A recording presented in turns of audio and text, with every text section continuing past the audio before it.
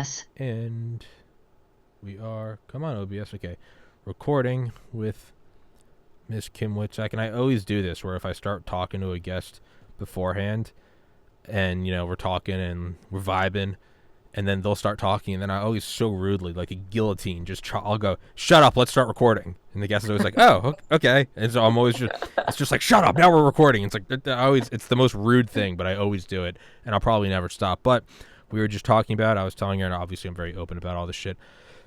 Terrible anxiety attack yesterday, canceled 3 shows, laid in bed for 9 hours, and finally got up, meditated, showered, went to bed. Today's a new day, whatever, it's a whole thing.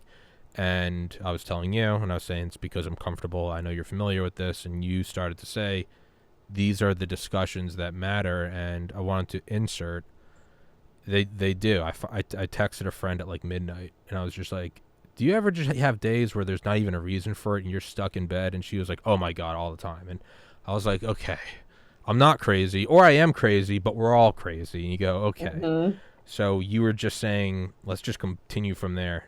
Right. Well, first of all, I love the fact that you were saying, I'm telling you something personal or vulnerable and whatnot. But in my mind, these are the conversations that actually do matter in life and in the world. And I think we're afraid to have these conversations. But if we actually did have these, I bet you would find that everybody has some form of an anxiety or depression or imposter syndrome or something where they feel like they're not being authentic. And we feel like we have to hide or be or not tell anybody or share with somebody and thinking it's yourself. And, you know, I've been doing, obviously, psychiatry was never my world until I got thrown into this world after Woody was given an antidepressant. But that's almost 20 years ago this August. So I've thought a lot about it. That pill will never make and take away what you were dealing with, which was just anxiety of like life, right? Because I asked if there was anything that was going on. You're like, no, like life's actually good. But we get so caught up. We get so caught up with like chasing the story. And then it becomes like, yeah, it's like, it is. It's so true. It's like a cyclone. And then you're like, oh my God. And I didn't and I didn't respond to this, and then I did respond to this, and like, oh my God, I'm not this. And then it becomes like this deep circle. And so anyways, I just wanted to say that I think if we were honest, and you know, I also think about, I have a really good friend that I've gotten to know in all my work, and he deals a lot with men. And it's a peer support group that he started after he tried to actually take his own life. And his baby woke him up out of his stupor before he took his own life. And that was when she was like, I mean, she was a baby and now she's 20. But he started a peer group, and it's called Face It Foundation. He's got his master in this social work and the space, but he had his own story and journey. And he realized that he was taking these medications, and half of it was that he didn't have conversations or to have this ability to have this honest conversation with people without being judged. And, you know, I think a lot of women, by just women being women, we tend to like maybe share a little bit more, where men kind of keep it in, and there's all the societal rules, like you should be this, you should be that. You don't want to show that you're weak. That might be weak. And so then that might have been the story that you heard as a kid. And so you don't talk. And so his organization, Face It, is really for men only. And he has groups around the country. And it's an opportunity to just like be super honest. And he'll call guys on their shit, right? He's like, and then that's the whole idea of face it, dude. Yeah. And he was talking once about somebody that tried to take his own life, and then he realized, and he goes, and he was on all kinds of meds. Turns out he never was honest with his wife, that he lost his job, he wasn't going anywhere, and he was leaving the house, but couldn't tell his wife that he lost his job, and that had been like 4 months, right? And so he's like, what is that all about? And imagine he was like all the, you know, so it really comes back to this idea of facing it and being honest. And that's why I loved when you so rudely shut me off to like start recording. Just kidding. But you were just saying something. I'm like, no, this is actually, Tommy, these are the stories, these are the conversations that we have to have. And it doesn't mean we're weak. It means that we are humans. There's, yeah, I mean, like with this podcast, I always just quote unquote turn it on. You know, it doesn't matter what day you're having. The guest comes on the screen, you're live, turn it on. You just have to turn it on, which is good. You know, you got to kind of keep calm, carry on, or whatever. But then there's also like, yeah, man, it isn't good to just pretend everything's okay. And then there's the, you know, there's the masculine ideal of, you know, and both things can go to extremes, right? You know, my mom is a wonderful caretaker. She was a nurse, had 4 boys, stopped being a nurse, and like a week after the last one went to college, without missing a beat, she went and got recertified and became a nurse. But she was a stay-at-home mom and took care of us wonderfully. That doesn't mean you go to the extremes of like 1950s, you beat your wife if she leaves the kitchen. On the other end, you have the strong masculine father figure. My dad traveled a lot, you know, pretty much worked himself to the bone, and that is good. And when shit hits the family, losing a brother to suicide, you need that anchor. You need that sort of boulder that you can break down, your brothers can break down, your mom can break down. Dad's sort of the immutable, unmovable object. But even that goes to a degree of once it kind of passes, and you know, it's been almost a decade since I lost my brother, it's okay for my dad to maybe open up a little more and be like, yeah, that fucked me up. And again, the extremes. You don't want the 1950s stay in the kitchen, but at the same time, my mom was in a more feminine, traditional role.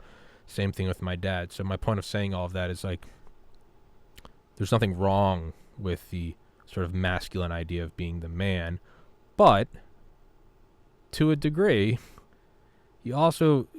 sometimes you got to go, yeah, man, I'm just having a fucking, and you said it perfectly, the anxiety of being human. It wasn't, the podcast is working, I'm making money, I'm saving money, I'm losing weight, I'm reading more books than ever, I moved up to New England, I'm closer to my family, closer to God, everything's great. Why am I so anxious?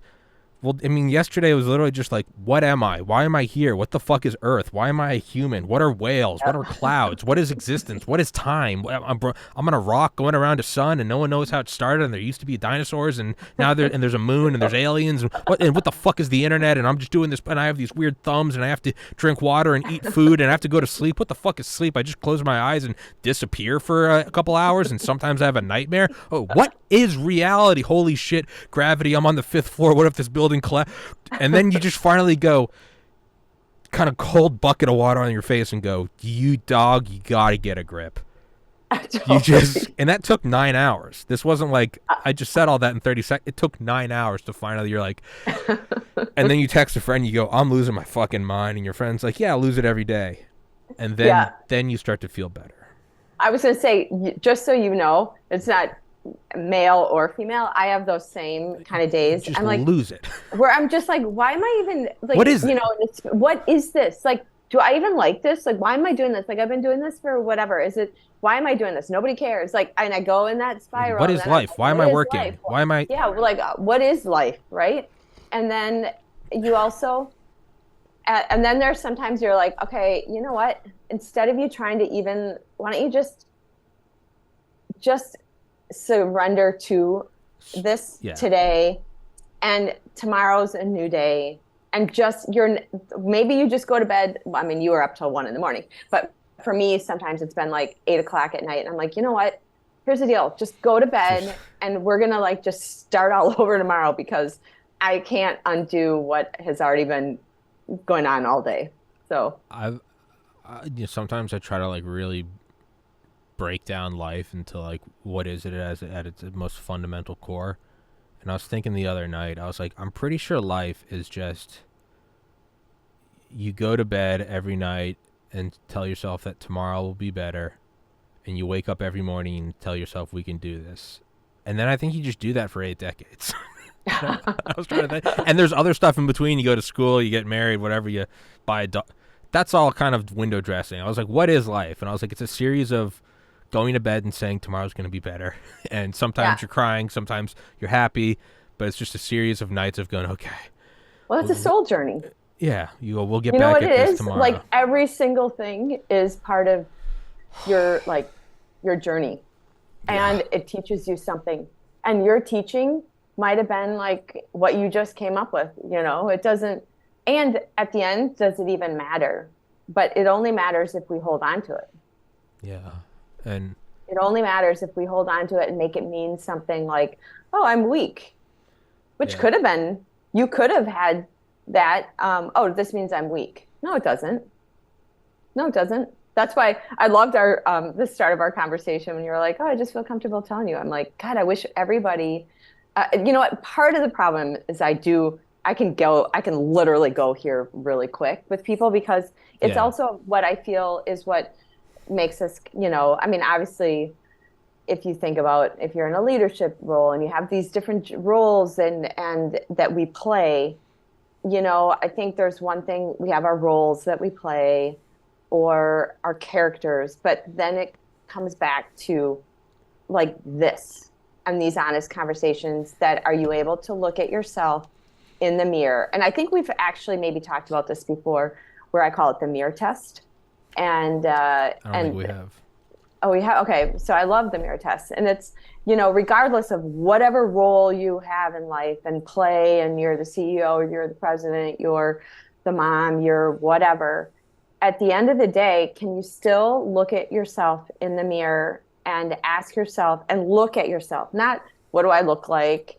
My hair is getting whatever. It's not that. It's like, ask yourself any kind of question. Like maybe you're not feeling happy. Can you actually ask and look in your eyes and see, because what's coming back is your soul looking out at you, and you can't lie to yourself. You can try to run, but you can't lie. So I always tell people, I'm like, well, have you ever done the mirror test? What did the mirror test tell you? Because I think a lot of times, even, I was responding, there's somebody that I have done some podcasts with. He's on, we're fans of each other on Twitter, and we were talking about this idea of like depression, and he's in the psychology world, and this idea how we've come to this space of just throwing pills at people instead of saying, to almost like a lot of times these pills create this, right? Because no one really wants to feel bad, right? Like when you had your experience yesterday, wouldn't it be great if you didn't feel that way? But life is not actually meant to be, we were never promised. And so this idea and the idea of that we chase for happiness, we chase to feel good. Life is actually all of it. Life is up and down. And I know you've had downs and I've had downs, but it's also the up, and it's meant to live both. And it's a pacing throughout your however many decades, if you're lucky, and to realize that that's all part of the journey, because you can't feel up if you don't feel down, and yet we have been told, or we start thinking like something's wrong with us. But maybe, and this is where I like the mirror test of maybe anxiety, maybe depression, maybe sometimes it's telling you something of what's not sometimes it's what's not working in your life and what is working in your life. And maybe it's something you're afraid of. Maybe you self-sabotage because it's an old behavior that you have to look at. When things are going well, I start getting into this, like maybe there's a time, I always say like when it could be, self-sabotage is something too, right? Where when things are great, all of a sudden you're like, why am I feeling bad? Like then you start looking, and is there a pattern? And then I just feel like everything is an opportunity to look a little deeper and do the mirror test. Yeah, the self-sabotage is an interesting one because, things start going well and you start to almost get a little suspicious. Like, I have like a really cool apartment. Like, the podcast is growing. I'm getting in better shape. I'm getting more defined. Mm-hmm. I'm making money. And I kind of look around and I'm like, what's the catch? And then with sabotage is what sabotage is it certainty. If I fuck this up, if I cancel all my shows, get drunk tonight, make an ass of myself, I'll be at the bottom. But I know what the bottom is. And the bottom sucks, but I know what the bottom is. You know, it's raining outside. But if I looked at my weather app and I knew it was going to rain tomorrow, the rain still sucks, but it also doesn't, because you know it's going to suck, and there's certainty in that. There's uncertainty in life going well, and you get everything you want, and you go, you know, every once in a while I have to, for me, my mirror test is daily meditation, and I have to slow down and be like, I couldn't have dreamed of this shit 2 years ago. And now it's just like, yeah, whatever. I got a podcast. We're going to talk to Dr. Malone today, whatever. Yeah, it's going to get 10,000 views. Yeah, it does it all the time. And it's like, wait, what? What do you mean it's going to? In 2020, I think I made $9 on the podcast. This year, I think I've made like 10 grand. And I'm like, that, what? And I'm just like, yeah, but it's still not enough. And then you go, well, if I fucked it all up and I had to go start seeing a therapist again, you're comfortable with that. Anthony Kiedis, the lead singer of Red Hot Chili Peppers, said in his book Scar Tissue that you can start to get addicted to sobering up, because there's a cathartic when you wake up in a hospital and your family's around you and you go, you grab your wife's hand, you go, okay, I'm changing everything. I'm going to therapy. You're right. I'm fucking, you know, I'm going to get blood tests every day. You can tell if I'm doing drugs. I'm changing it all. And then you cry and you hold each other. And then, you know, a couple months later, you're doing morphine again or shooting meth. And you end up in, you know, you go to recovery. And he's rich as fuck. So, you know, he go to like whatever, Hawaii. But babe, we're starting again. This is a new me. You can start getting addicted to the recovery and sobriety itself because it's predictable. And, you know, maybe that's where this came from, is things are going so well. Maybe that's what yesterday was, because I told you, I was like, normally it comes from problems. It's like, I'm anxious. It's like, well, you're 30 and you live above your parents' garage. Maybe you feel like a loser. And you're like, maybe I do feel like a loser. Like, but now it's like, where's this anxiety coming from? And it's like, well, everything you've ever wanted is kind of coming true. That's terrifying. Yeah, well, and it's the uncertainty, right? Like, yes. I think next? There's something, but see, these are the honest conversations, even like when you look at what's happening in the world, right? Like uncertainty, or like there's something about certainty, even if it's certainty and it's not good, right? Like, or there's certainty jail. The people that get anxiety attacks when they leave jail. Right. I stayed in a relationship after Woody died for way too long because I was afraid of being alone, because I had never done that before. But even though I wasn't happy, I knew what that was. You know, I knew what that felt like. And so there is something about the unknown is scarier for a lot of people. And there is something about unknown, uncertainty, but that actually is where I think that we have to, you know, it's this shift in mind where all things are possible in the unknown. All things are, that's so that's a shift in a thought that you can hold on to, is actually all possibilities exist only in the unknown. Like, because you can't, like, think about it. You can't know the unknown. You don't know the unknown. So like, but we tend to always go like, or the negative or whatever, but like literally all possibilities only exist in the unknown. So why not embrace the uncertainty or the unknown, right? But that is something, again, going back to the beginning of our conversation, these are just elements of being human.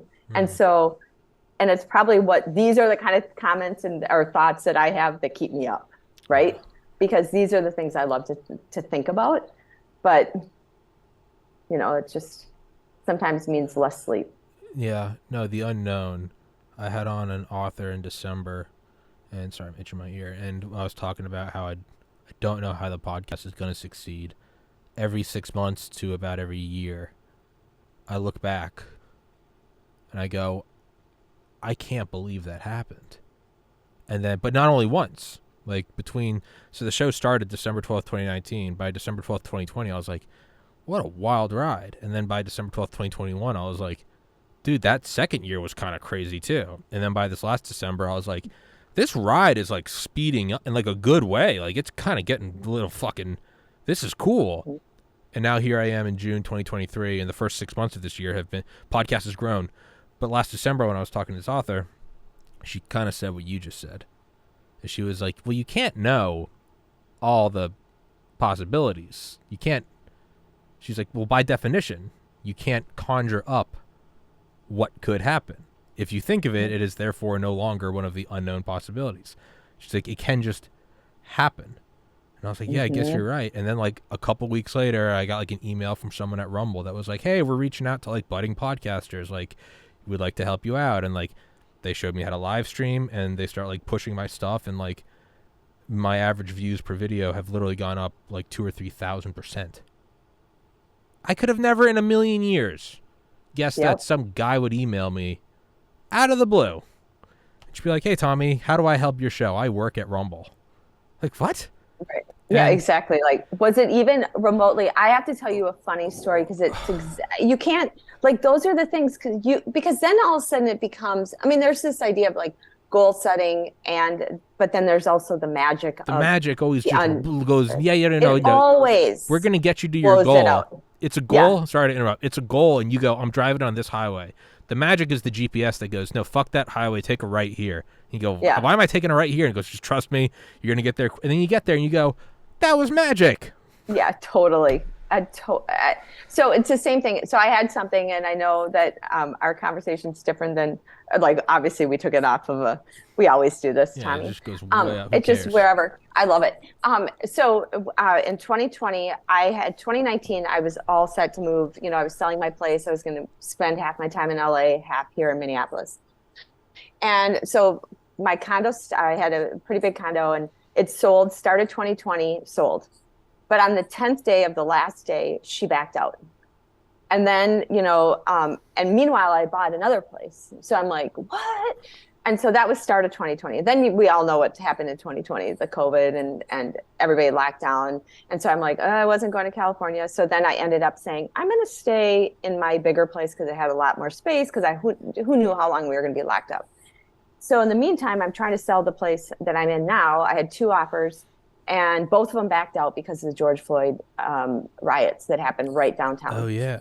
And so both of those backed out. Now I'm like, what the?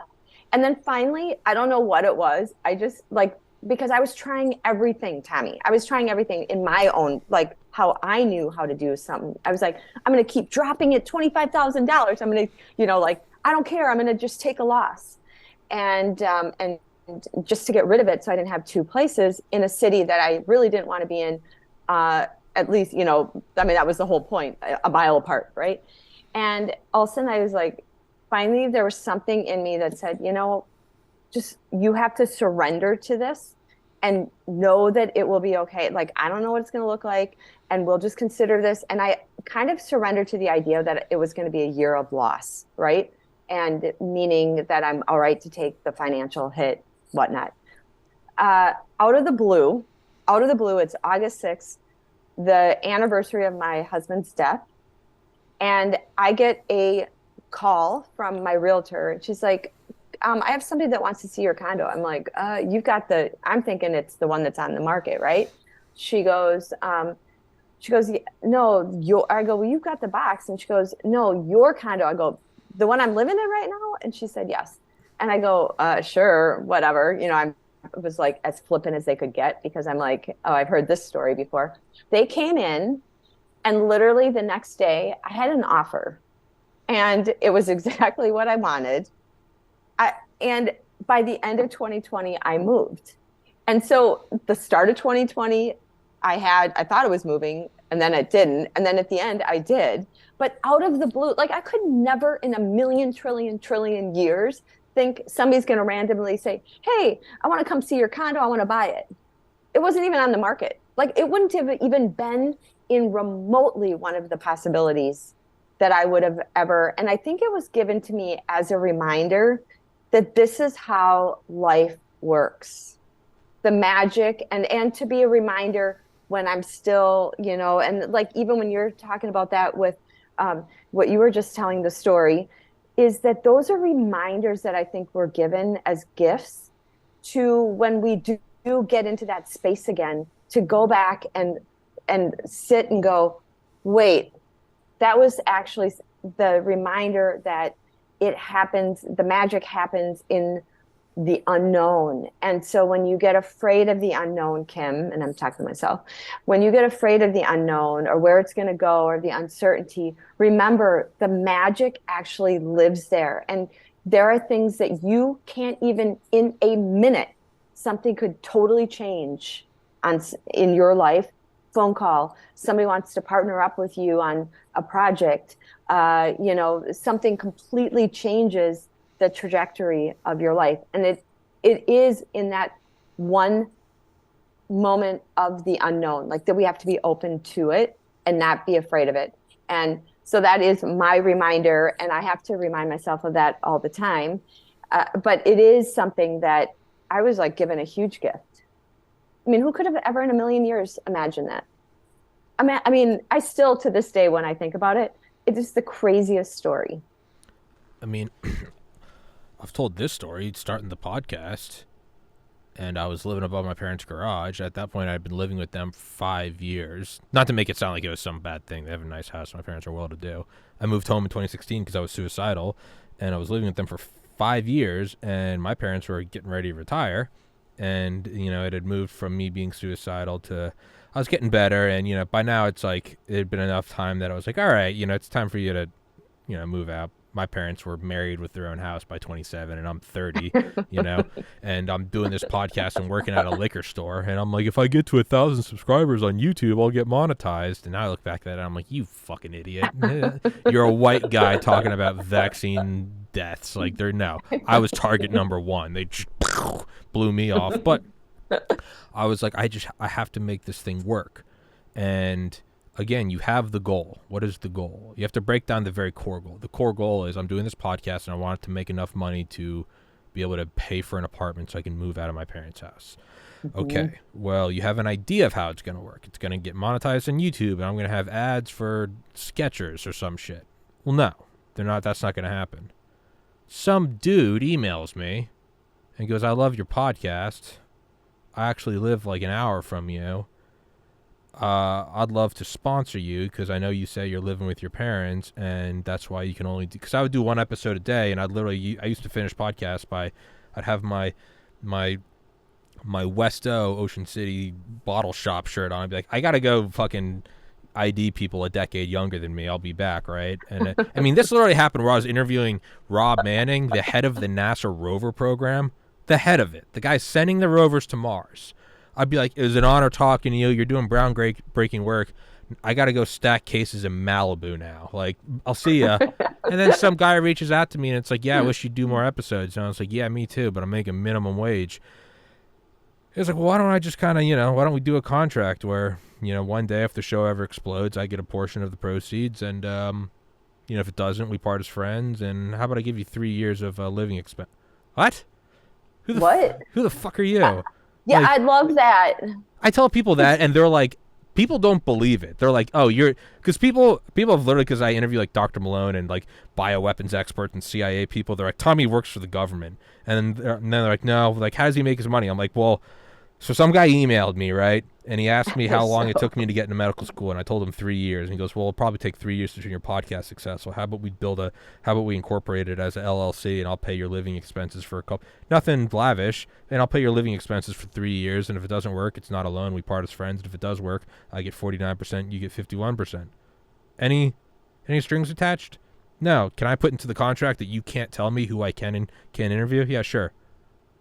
Do we go 50-50? Wow. Actually, sir, I would like 51% so that, I can have complete control over it. Yeah, I'm fine with that.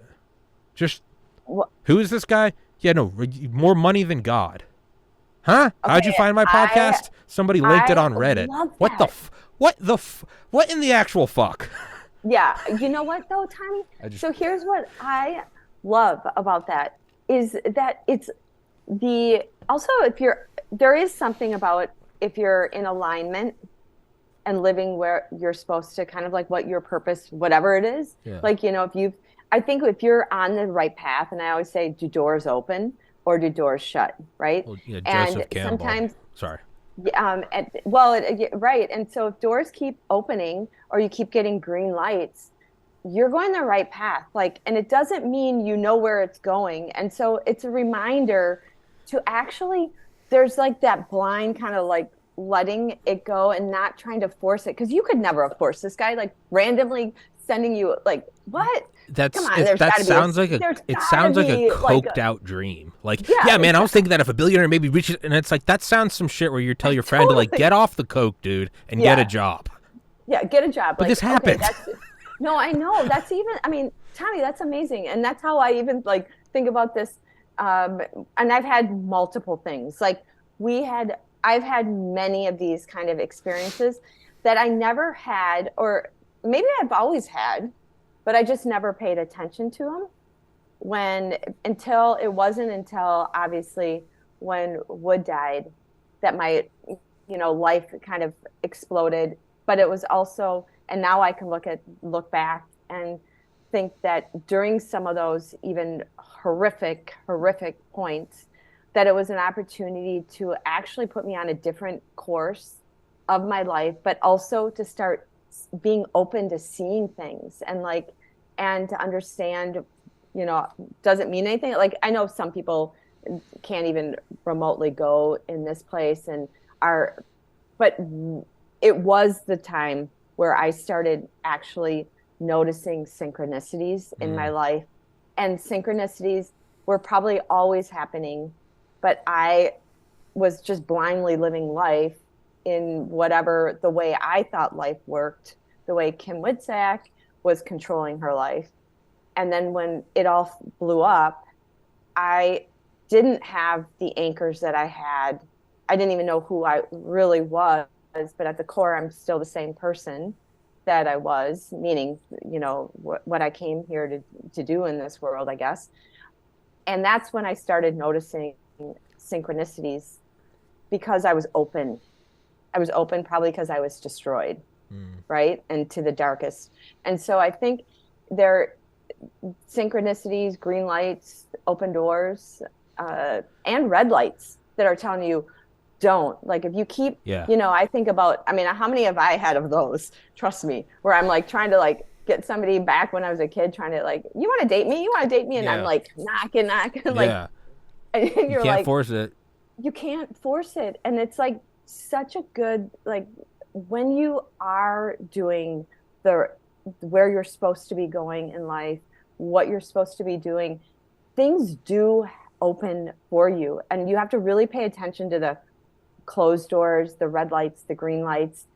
And maybe that's just another clue towards, like, I personally, when you just told me that story, which I've not heard, about how that guy out of the blue, or not, you know what I mean? Like, this is where it gets into like the stuff which I love to think about, like, or not, like, was there a bigger plan that you don't understand as human and human minds, but that there's some connection that we don't understand and don't necessarily need to try to figure it out, but just kind of go with and be open to it. Probably can't figure out.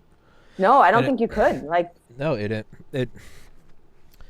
is, and to anyone that hasn't experienced this, Kim and I sound insane. That's fine, because it's not until you experience it. But there are the red lights and green lights. Like, I moved home in 2016, and I was like, I want to do comedy, and like, and also as an aside, if something doesn't work on the first day, that's not a red light necessarily, right? So it's like, and the green lights aren't just a roller coaster. Like, I get the quote unquote green lights, the quote unquote magic, that happens in like a week, and then I have 8 months of just grueling work where it's like you 100%. Get accepted into medical school, you still have to go and do it all, right? I got accepted, decided not to go, but like, you don't just get in and go, well, now it's finished. It's like, no, you get in and it's like, No.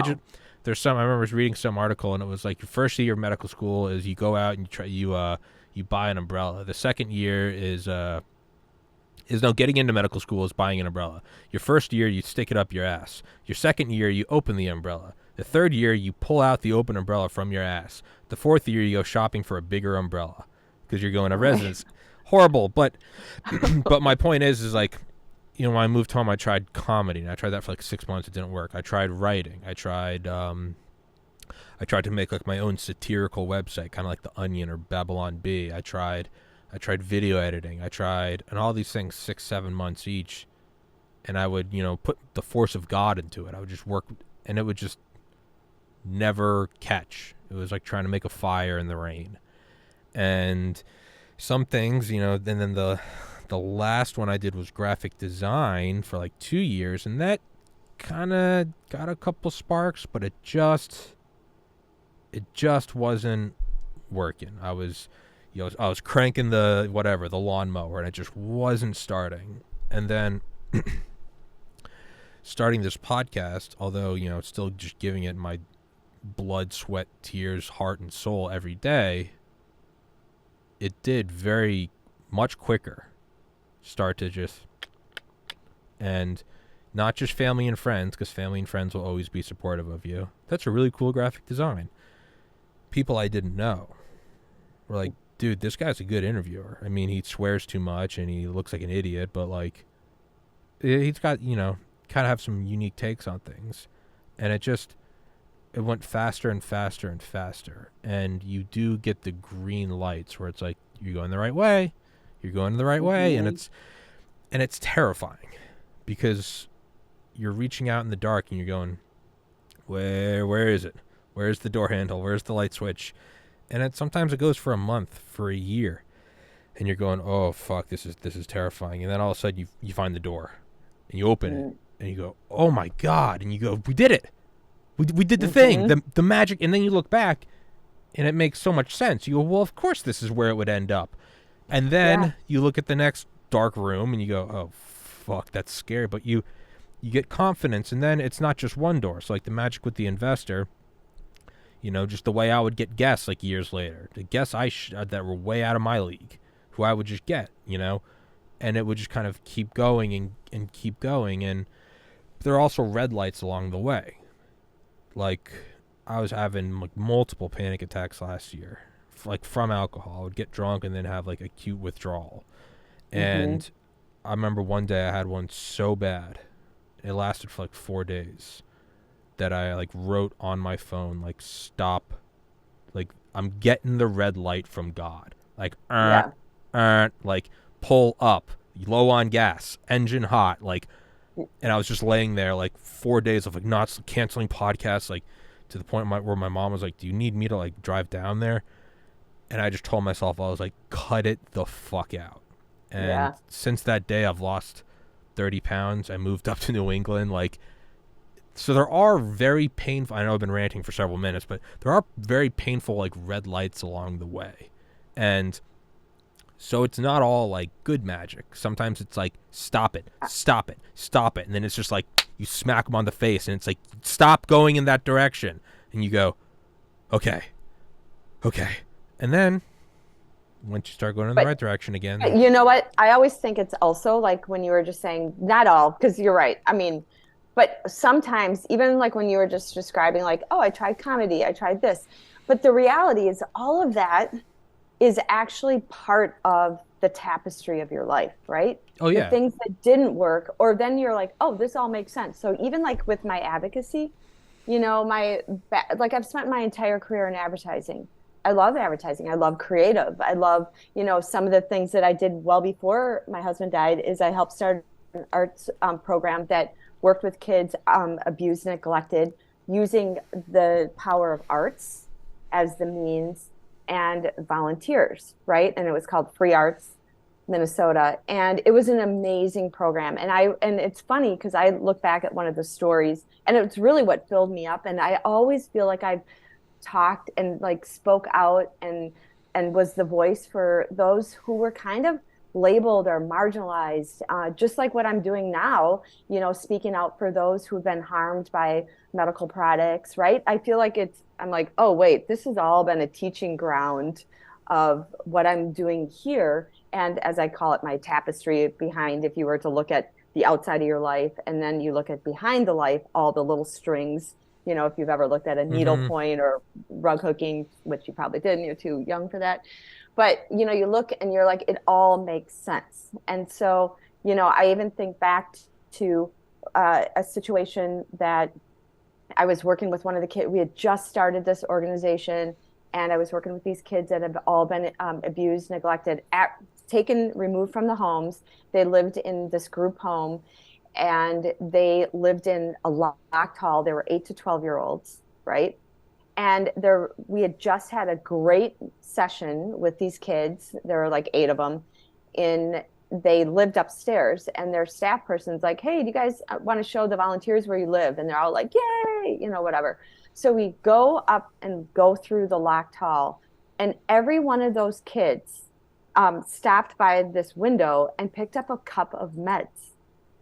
And I remember I looked at their staff. I'm like, oh my God, are they all sick? Like thinking, oh my God, I'm going to get strep throat. That's what I'm thinking. She goes, oh no, this is just their behavior medicine. And I knew nothing about what that meant, behavior medicine. And I remember coming home that night and told my husband about the weirdest thing I had just seen. I go, have you ever heard of behavior medicine? And they were taking antipsychotics and antidepressants that they were given to these kids. And I remember thinking that was the most insane thing I've ever heard. Well, I'm like, of course they're acting out because they have seen shit that they should never have seen. They don't live at home. They live in, these group homes that are, locked halls.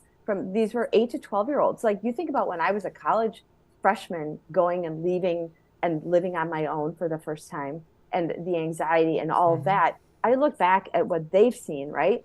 But it was like, oh, this idea of quickly, these pills. So I remember telling my husband that that's the most insane thing I've ever had. Well, little did I know, a couple of years later, I would have gotten caught up in all this psychiatry and, given an antidepressant for insomnia, takes his own life. Then I started getting deeper into how that whole system works. And I learned that these group homes and the foster kids got all the system gave them more money for the kids that were on these medications, right? So I look at, which was never my goal. I didn't set out to go do that work, but I was actually really set out. I mean, I loved working with these kids and using the power of art, and these kids that, had a rough life. And I always say 2 + 2 will never equal 5.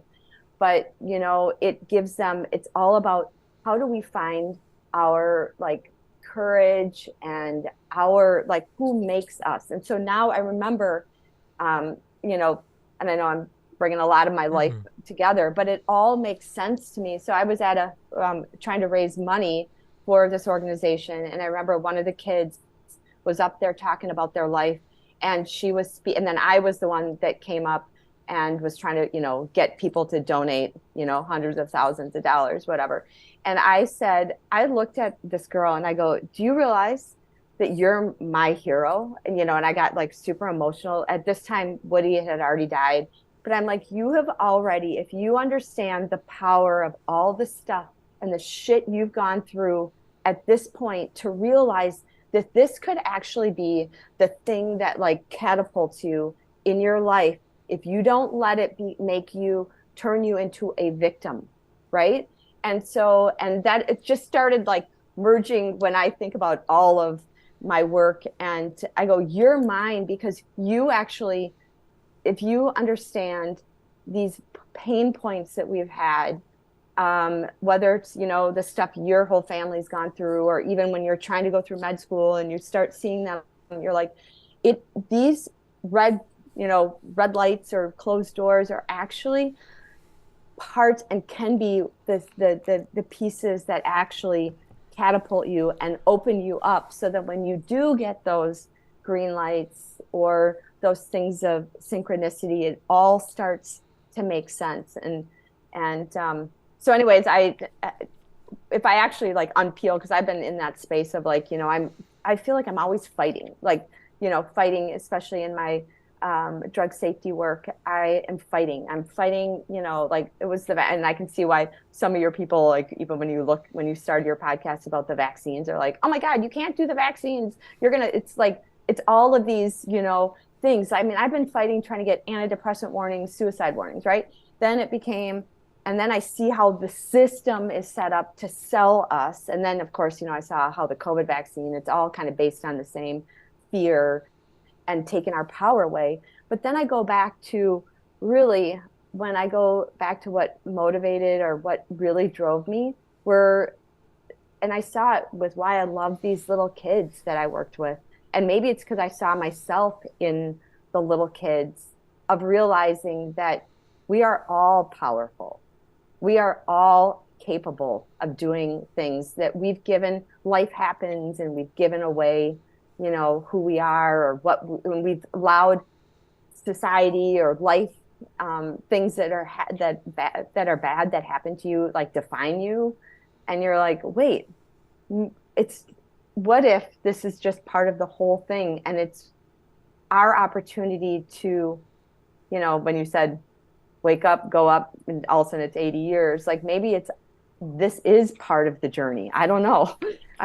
Like, no, the whole thing. It's just a shift in perspective. And I think it's why, like, we're talking about this, and it's probably why I'm like, I get so mad when I'm watching the drug companies and everybody trying to tell everybody that they're broken and they need a pill to fix them, and why we're like growing. The antidepressant rates are skyrocketing after the pandemic, and people are not taking the pause to actually be curious or be willing to be uncomfortable and look in the mirror and ask these questions, because it's way easier to think something's wrong and take a pill, and the companies know how to sell it. It's a business, right? Like if you think about it, it's pretty easy to go sell all this, because you just have to get into the psyche of what we started out our conversation in the beginning, which is like, God, if we would only have these fucking real conversations like what we just did, we'd realize that we all are kind of like, this is part of our experience. And I don't know, this was completely a different conversation, Tommy. And this is the stuff that actually jazzes me, just so you know. Well, it's a real conversation, right? It's not the how about this weather? Yeah, it's something else. No, it's much more realistic when you're like, you appear on the screen. I go to the restroom and I come back and I'm like, by the way, I had a panic attack and was glued to my bed for 9 hours yesterday and I thought I was going insane. No. Like, all of a sudden you're talking real to real. It's like, hey, Bob, how are the kids? And you're like, yeah, man, I just can't get over the idea that, I feel like I've been trying to chase happiness for the last 30 years. Is that just what I do till I'm dead? Like, hey, me too. And all of a sudden you're connected on a much more, but, like you said about the red lights, like, no, those are as important. They're not fun. They're not fun at all. No, they suck. But they suck. They are as vital to the trip as and it's not only that, it's the tapestry. It's I talk the way I write. And people have always told me, like, they love my writing. Well, now I just talk, and it's much easier. The graphic design I did, I for the podcast, go into the description, support the podcast, I sell, like, hoodies. I'll grab one right now. Give me 1 second. Oh, yeah, I'm going to see it. So,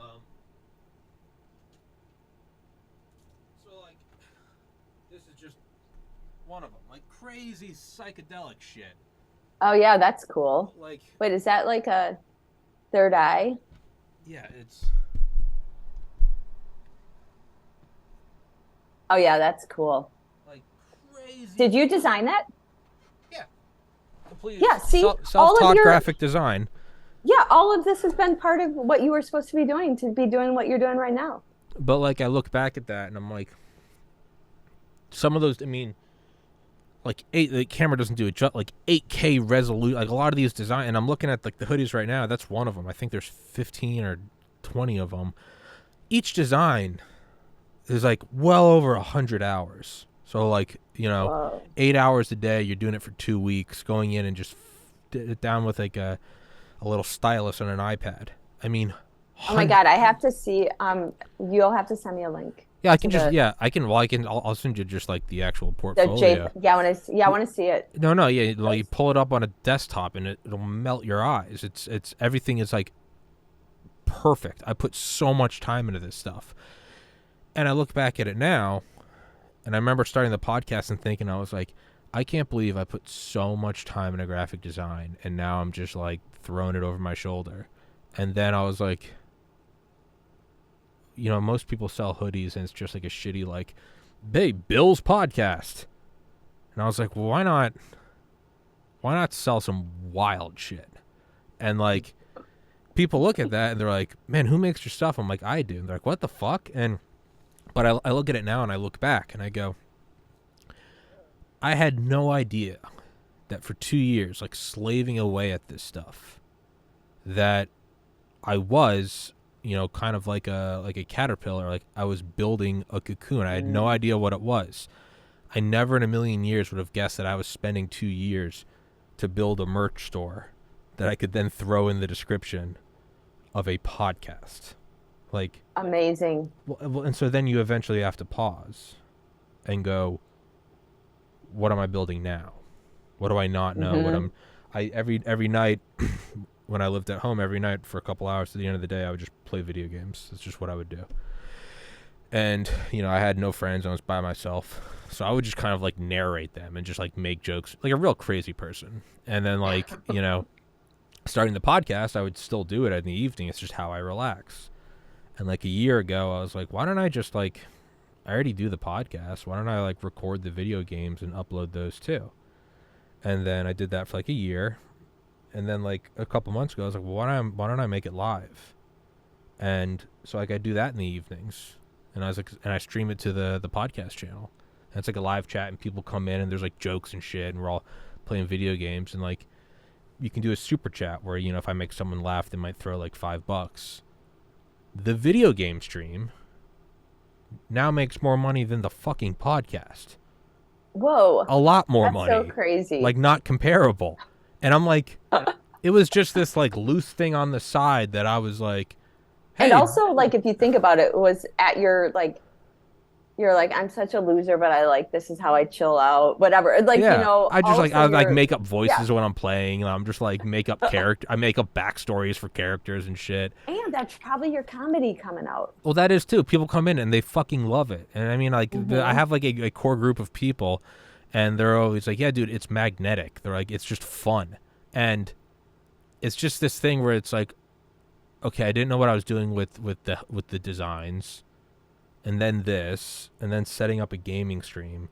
So you kind of have to zoom out and go, well, is this just another? Am I confident or cocky enough to say I've reached the end and the podcast is the final construction, or do I have to be humble enough and step back and go, is this a building block? Yeah. Atoms to molecules to cells to tissues to organ systems to humans to communities to neighborhoods to cities to states to countries to worlds to, and then you start zooming out and so, yeah, what is this? Do I look back in 5 years and do I clip this episode and go, yeah, and so I had no idea that this podcast was going to lead to some, you know, now I own Farmer Tom's and I produce the best burgers in New England. Like, what the fuck? Like, it could just be some wild shit. But see, I love, like, that's exactly it. And I think that's a good reminder for, like, all of us, too, right? So even when I thought, oh, like, I go back to the drug stuff and I, you know, doing the antidepressant stuff and trying to get warnings, and I still want to do that. Then it, like, led to this, and I'm like, I don't even know. Like, I would never have chose. Like, I don't want to do work on vaccines. But then I don't actually, like, I don't know where all the work will eventually go, because I don't think it is like, this is the ugly side of things that you have to expose, right? And in my world. But then I was like, but what is it actually that I really care about? It's the kind of conversations we're having right now for people to see in themselves that dark times. I always say the cocoon, and I love that you use the butterfly, or, you know, the cocoon. All these dark times, like, the red door, you know, the red lights, the closed doors, the darkness, that is where magic is actually happening. We just can't see it. And we have to trust that it is, because that's when the butterfly only comes from butterflies aren't just beautiful. They've had to be in darkness, right? And complete darkness. And so you think about like grief, and you think about all this stuff that is dark, and depression, and those are darkness, but like, where is the growth that can come from it, and what is it? And is everything just kind of a step to, like you said, you know, zooming out if you were playing a computer game or something, and seeing that, whoa, this is just all part of a bigger kind of connected universe of just being human and life. And does it at the end? Does it even matter when you're all gone? Does it even matter? And that's Nope. It was fun while I was in it, but like, does it even matter? Like when I go back to where I came from, does this even matter? well, then that's like the meta theme where you zoom out and you go, am I doing all of this so that I have a better incarnation, or that I go to heaven? Or is this nothing? Does this end and you just hit reset? And so then, as important as it is to like work hard and do the right thing, that's also why I will like never stop doing the video game stream, because I'm hedging my bets. I'm like, this might all be for nothing, in which case, like, I got to make sure I have a couple hours of like laughing my ass off and playing video games every night. Yeah. It's and like if it does matter, I can also look back and go, well, I did a lot of important interviews about like mental health and vaccine dangers. So like on the karma side, I'm like, I'm doing good by the Lord. But if it's all for nothing, I'm also going to fucking play video games. And when I say that, because I do believe, but when I say it's not for nothing, meaning that we make everything mean something, and instead of just kind of enjoying while we're doing this world, enjoying this incarnation. Yeah, like what we're doing in this life, instead of, you know, and maybe, I don't know, this is where I get like in my super crazy stuff that people, if they were listening, to be like, what is she talking about now? Fuck them. No, but like, it's this idea of like, what if my, and I never really had this belief. Again, it was something that happened after Woody had died. I don't know if I've ever told you this story, but do you know who Wayne Dyer is? He's like Deepak, like he's kind of one of the big self-help kind of guys. Anyways, you should look him up. I think like The Power of Intention, etc.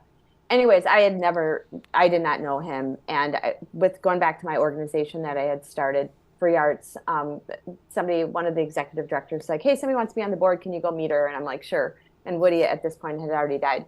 So I go and have drinks with her, and then to see if she wanted to be on the board. And I was telling her about a really great book I'm reading called The Power of Intention. And she goes, that's my dad. I'm like, come on. He lives in Hawaii. And she goes, no, that's my dad. And so fast forward, and he has since passed away, and I was a huge fan of his, and vice versa. But I had spent a lot of time with Wayne Dyer, and he would always say to me, he'd be like, well, you know, Kim, you and Woody kind of chose this. He had a very different philosophy about life, right? And about our journeys. And he grew up, he had a horrible kind of or what people would say was a horrible childhood, right? And his dad left him, and then he had to live in a foster home. So he talks about a lot how it was because of all of his childhood that led him on to be one of these leading inspirational speakers. And he'd be like, Kim, you know, you and Woody chose this. I'm like, no, I'm pretty sure I did not choose to like have my husband. He goes, no, you did. And then you start thinking about it in that kind of way, right? Of did we, and is this all part of like something that's greater that we can't even explain, even like us connecting, or, you know, like how you even start, like everything, like when you just start going down those paths, like it is pretty interesting.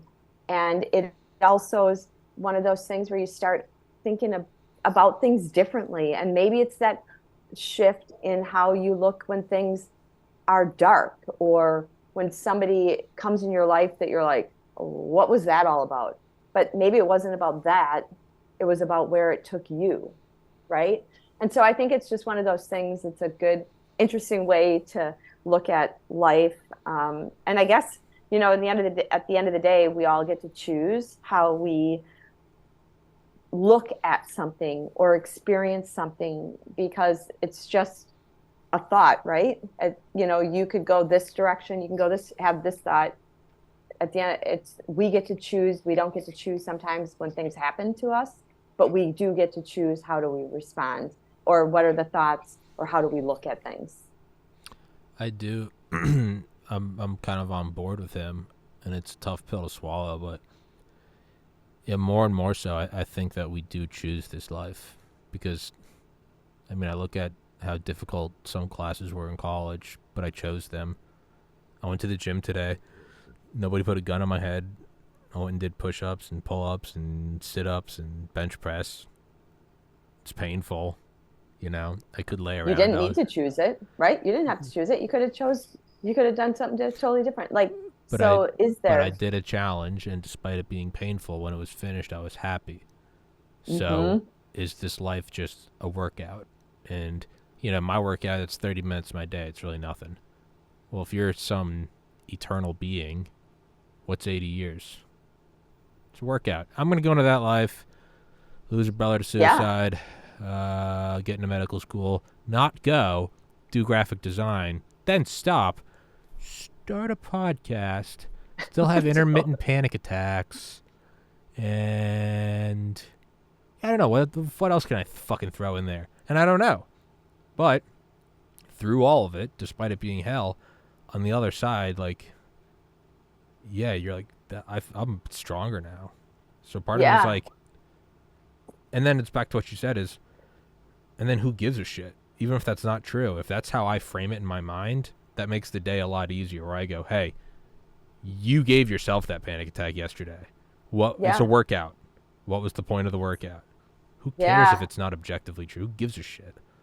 But so I love, oh my God, did we come full circle on this? We came full circle to the panic attack, laying in bed, it's just frozen in bed in a No, but it's such cycle. It's such a good, I don't know. I think we came full circle. I think we should, and it's, by the way, it's 3:15. I was supposed to let you go 5 minutes ago. So we'll wrap this up. I'm good. I just texted, but I feel like we did the full, the big circle, and start, finish, and we didn't even get to the psychiatric drugs and violence. And I think we've been trying to for the last 3 We'll get there. We'll get there when we're meant to get there. Yeah, you know what? I kind of feel it, but I have been, just so you know, I've been putting, it's kind of my new vision, what I want to see get added is we need to get these black box warnings. There's so much mess out at the FDA. We need people to be investigating this, but it really comes back to the same thing that we've been asking for on all of this stuff, whether it's the antidepressants and suicide initially, whether it's the vaccines. I just was asked for some quotes on the COVID vaccine. It still comes back to the same. It's all the same kind of issue that we're seeing. So we'll get there, but I think this conversation was meant for us to have today.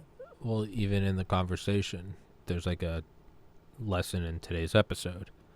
It came full circle, beautifully and perfectly, and we had no intention of doing that, and we didn't set out beforehand and go, all right, let's have a really long, convoluted conversation and then try to come back to the starting. No, it just magically, like a puzzle piece, just everything, like Tetris. It all just.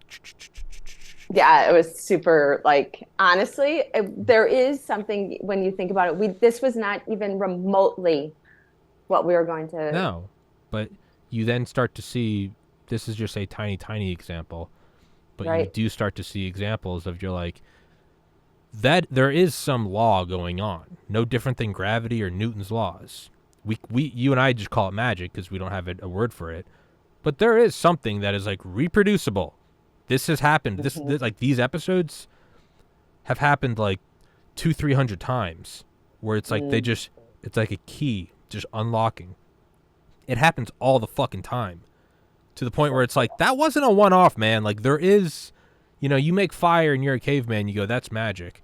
After like a couple years and you teach your son and your son for 10 generations, you guys are like the fire clan. Eventually you go, yeah, I don't know what it is, man, but it's not magic. Like it is, you give me a rock and I'll fucking make the fire. Like it is a thing. I can't explain it. I'm a caveman.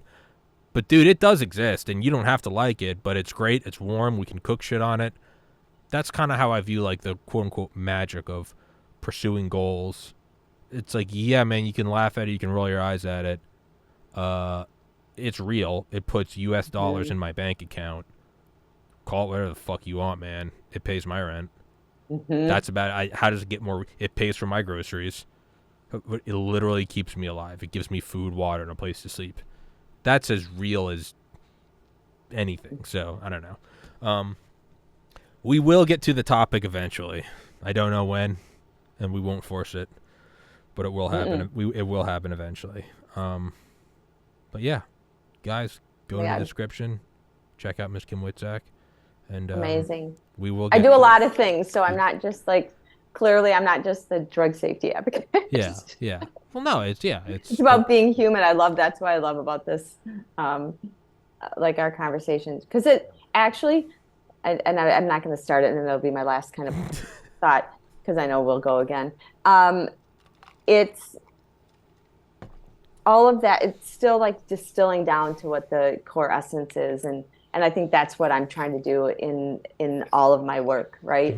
Is to kind of distill what is it that's really important, especially in the world that we're in, and it's about seeing ourselves.